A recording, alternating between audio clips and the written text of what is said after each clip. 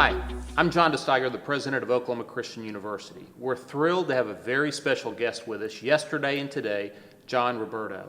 John is an expert in faith formation. He has experiences and consults all across our country. He's here as a guest both of Oklahoma Christian University and also Memorial Road Church of Christ. John, welcome. Thank you. Glad you're here on campus. Really enjoyed your presentation last night and the time you've spent with students and faculty and members of the church at Memorial Road. Would you describe, you say that we need to reimagine faith formation. What are you talking about? When I work with churches, what I'll often say is that most churches have inherited their models of faith formation. Sunday school, youth group, youth programming, those kind of things. And we've inherited those from the 20th century. Well, we know the generation of children and teenagers we're dealing with are born in the 21st century. And so to reimagine faith formation and say, how do you create faith formation in kind of the soil or the context of our 21st century, where we've got tools like the digital media tools, the digital resources, the new technologies that we just didn't have before. And how do we utilize those? And how do we rethink the busyness, complexity of people's lives to say, in prior eras, because the culture was supportive, 3 generational families and households, they really all supported faith transmission. They supported a Christian way of life.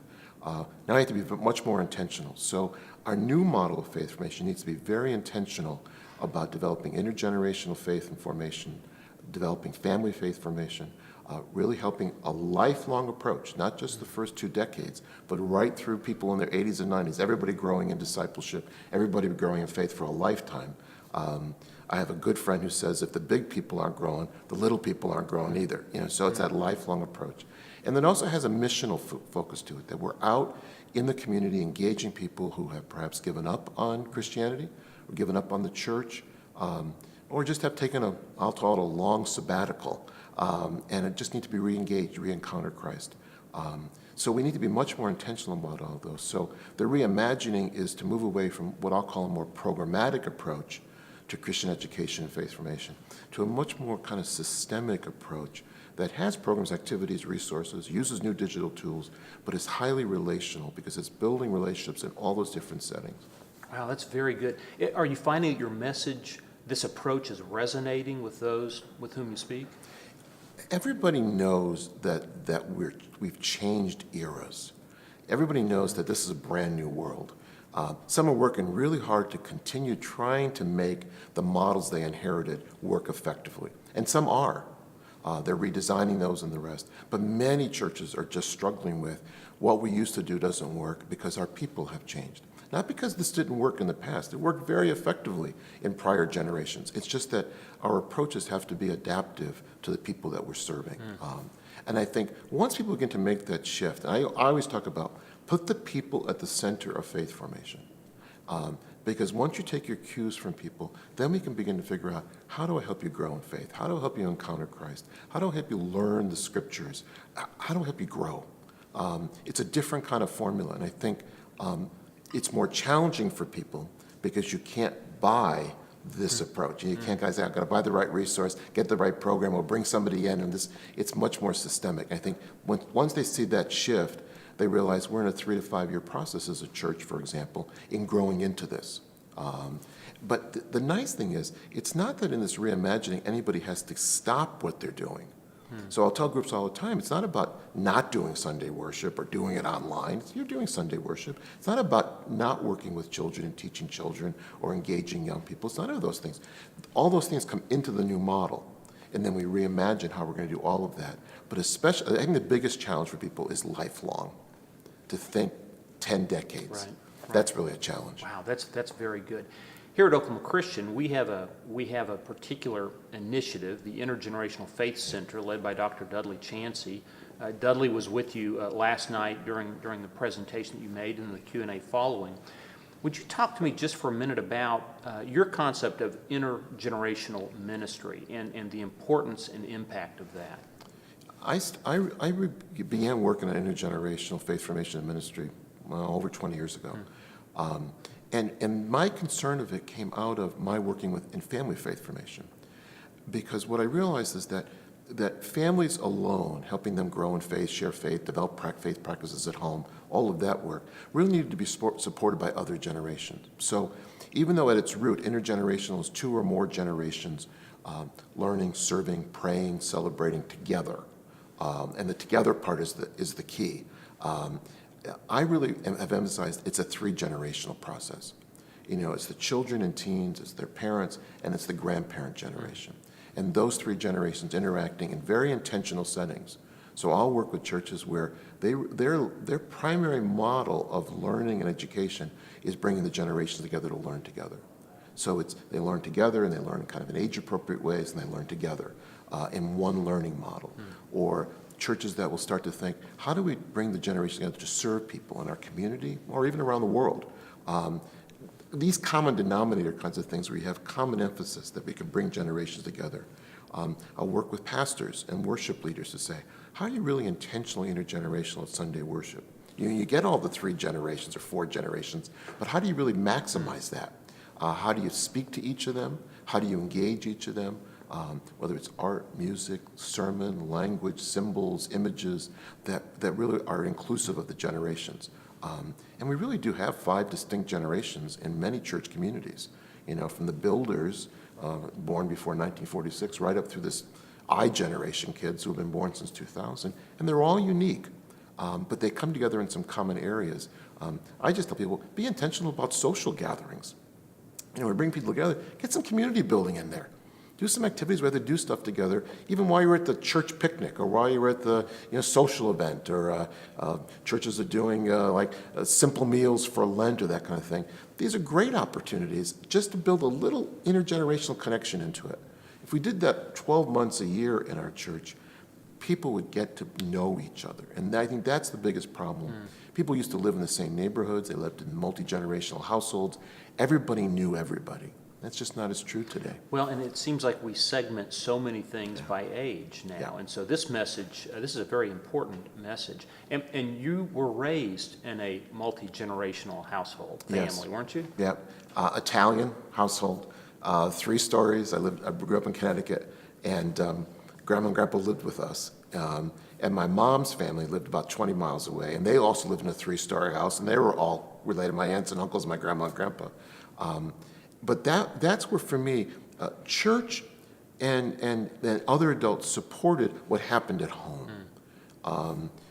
My grandmother, my mom's side, my mom's mother, was crippled, so she really never left her home in all the years that I knew her. But she turned her home into her own church, her shrine, so to speak. She had her prayer space, she had her prayer book, she had her rosary beads. There were pictures of holy people and saints on the walls. I mean, literally, she had created, the walls of her house spoke and formed you. I don't ever remember her talking to me about faith. She didn't need to.